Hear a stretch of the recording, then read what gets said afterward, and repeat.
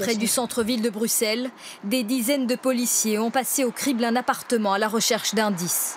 2 frères ont été arrêtés et sont toujours entendus par les enquêteurs belges. Ce matin, de nouvelles perquisitions ont également eu lieu avec 2 nouvelles arrestations.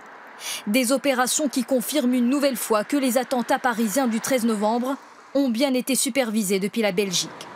À commencer par le commando du Bataclan et leur texto « On est parti, on commence » envoyé vers un téléphone belge. Le même soir, le commando des terrasses appelle lui aussi un autre numéro belge. L'un des complices d'Abdelhamid Abaoud ainsi que le logeur de Saint-Denis ont eux aussi eu des contacts en Belgique. Il y a donc sans doute d'autres personnes liées aux attentats qui restent dans la nature. Les enquêteurs français disposent notamment du témoignage d'un survivant du Bataclan. Lors de la prise d'otage, 2 des terroristes auraient évoqué un nom, Souleymane.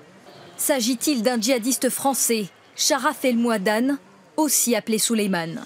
L'hypothèse est envisagée car Sharaf El Mouadane est l'ami d'enfance de Samia Mimour, un des terroristes du Bataclan. Tous 2 avaient été mis en examen en 2012 pour avoir tenté de se rendre au Yémen pour le djihad. Ils étaient partis en Syrie à l'été 2013. Depuis, un mandat d'arrêt avait été délivré contre eux.